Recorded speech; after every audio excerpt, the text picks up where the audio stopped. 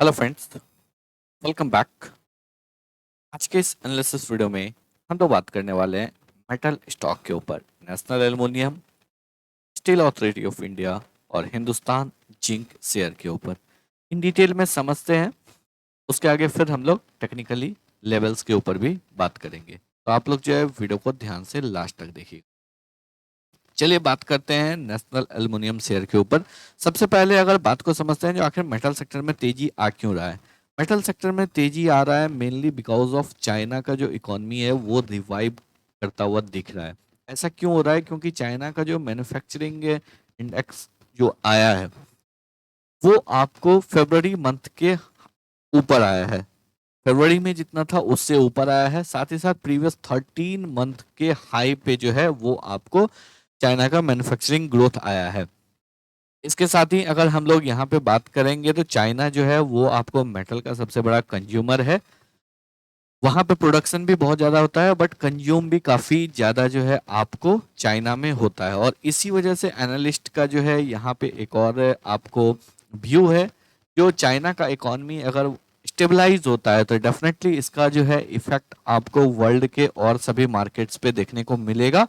और यहाँ पे जो है जल्दी से सभी इकोनॉमीज में हम लोगों को रिवाइवल देखने को मिल सकता है।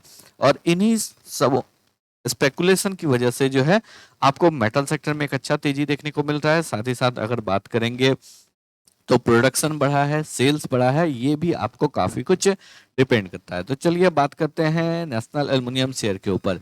नेशनल एल्युमिनियम के ऊपर अगर बात करेंगे तो नेशनल एल्युमिनियम ने जो है आपको यहाँ पे आपको रिकॉर्ड प्रोडक्शन किया है, सबसे हाईएस्ट प्रोडक्शन किया है। जहाँ पे कि अगर बात करेंगे तो हाईएस्ट ईवर कास्ट मेटल का प्रोडक्शन किया है 4,63,428 मेट्रिक टन। बॉक्साइट की अगर बात करेंगे तो बॉक्साइट का जो है 76,230 मेट्रिक टन। और जो है मेटल जो आपको सेल हुआ है वो आपको 4,70,108 मेट्रिक टन जो है फाइनेंशियल ईयर 24 में इन्होंने सेल किया है। इसके साथ ही इन्होंने जो है एक और नया प्रोडक्ट इंक्लूड किया है, वो है एल्युमिनियम एलॉय इंगॉट AL59। तो इन सभी चीज़ों की वजह से जो है नेशनल एल्युमिनियम में हम लोगों को एक अच्छा तेजी देखने को मिल रहा है। स्टॉक अपने ऑल टाइम हाई पे ट्रेड कर रहा है। स्टॉक में आज के सेशन में अगर देखेंगे 4.5% से ज़्यादा का तेजी देखने को मिला। और यहाँ पे अगर हम लोग प्रीवियस 5 ट्रेडिंग सेशन में बात करेंगे तो 12.5% से ज़्यादा का तेजी देखने को मिल रहा है। लास्ट 6 मंथ की अगर हम लोग यहाँ पे बात करेंगे तो लास्ट 6 मंथ में भी इस स्टॉक में जो है हम लोगों को एक अच्छा तेजी देखने को मिल रहा है। तकरीबन जो है 84% के तेजी जो है हम लोगों को लास्ट 6 मंथ में देखने को मिल रहा है। चलिए कुछ और इंपॉर्टेंट पॉइंट्स के ऊपर बात कर लेते हैं। अगर हम लोग दिसंबर क्वार्टर के रिजल्ट को देखेंगे तो दिसंबर क्वार्टर का रिजल्ट जो है काफी अच्छा था। उससे प्रीवियस 2 क्वार्टर यानी कि जून और सितंबर क्वार्टर के स्लो डाउन के बाद दिसंबर में एक अच्छा बाउंस बैक देखने को मिला था। नेट प्रॉफिट भी जो है 488 करोड़ का था, जो कि प्रीवियस 2 क्वार्टर से आपको ज्यादा था। इसके साथ ही अगर हम लोग बात करेंगे तो हिस्टोरिकली अगर देखेंगे जो मार्च का क्वार्टर है वो आपको दिसंबर क्वार्टर से बेहतर करता हुआ दिखेगा। यहाँ पे अगर देखेंगे मार्च 22 में 4,351 करोड़ का सेल, मार्च 2021 में जो है ये आपको दिसंबर 2020 से ज़्यादा का सेल था। सिमिलरली अगर हम लोग यहाँ पे बात करेंगे मार्च 2023 में तो ये आपको दिसंबर 2022 से ज़्यादा था। और अभी अगर देखेंगे तो यहाँ पे हम लोग एक्सपेक्ट कर सकते हैं जो इस क्वार्टर का रिजल्ट जो है Q4 का रिजल्ट जो है ये आपको ज्यादा आने वाला है। इन सभी स्पेकुलेशन की वजह से जो है आपको स्टॉक में एक अच्छा तेजी देखने को मिल रहा है। तो ये सभी फंडामेंटल पॉइंट्स हुए।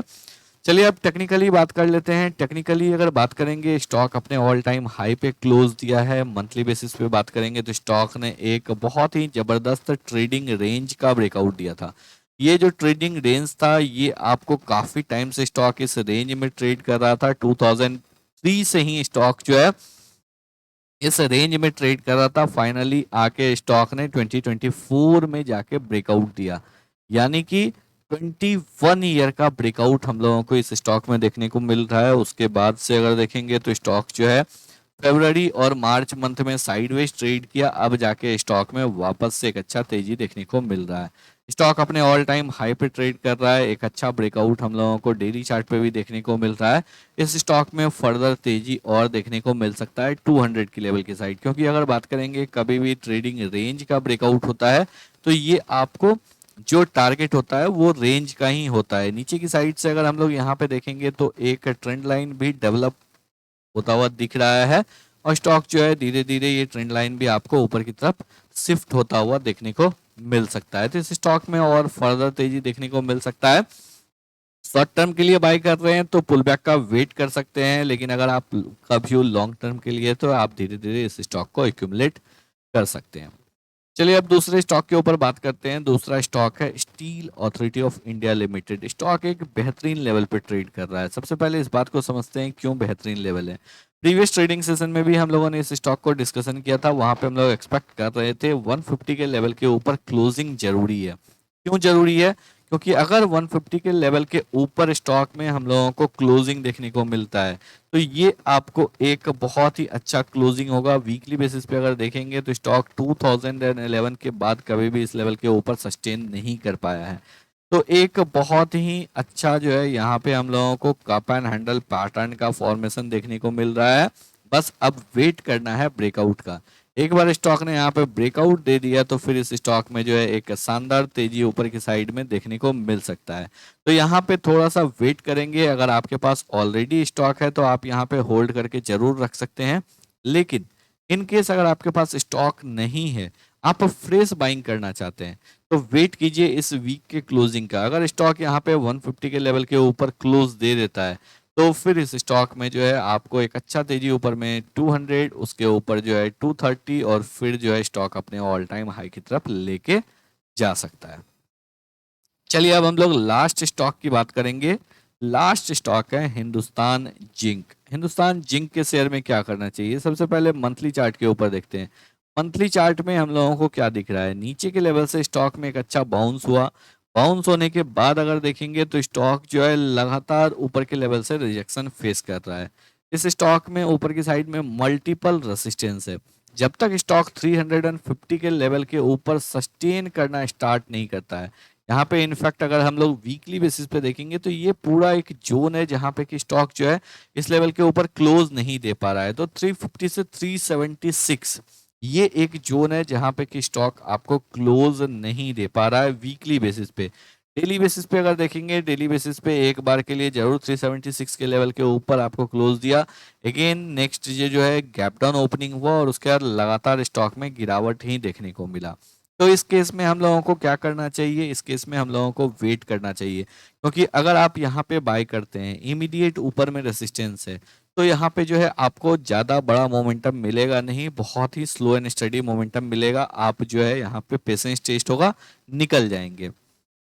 तो यहाँ पे जो है आपको इस स्टॉक में थोड़ा सा वेट करना है। स्टॉक में वेट कीजिए। एक बार स्टॉक ब्रेकआउट होता है उसके बाद जो है आप इस स्टॉक में वापस से एंट्री ले सकते हैं 376 के लेवल के ऊपर। अगर हम लोग बात करेंगे तो इस वीक के स्टार्टिंग में ही, यानी कि 1 अप्रैल के ही मैंने आपको एक बात बताया था, ट्विटर पे ट्वीट किया था, जो इस वीक में जो है हम लोगों को फार्मा, ऑटो और मेटल में एक अच्छा तेजी देखने को मिल सकता है। और लगातार अगर देखेंगे तो मेटल, ऑटो, फार्मा में एक शानदार तेजी देखने को मिल रहा है।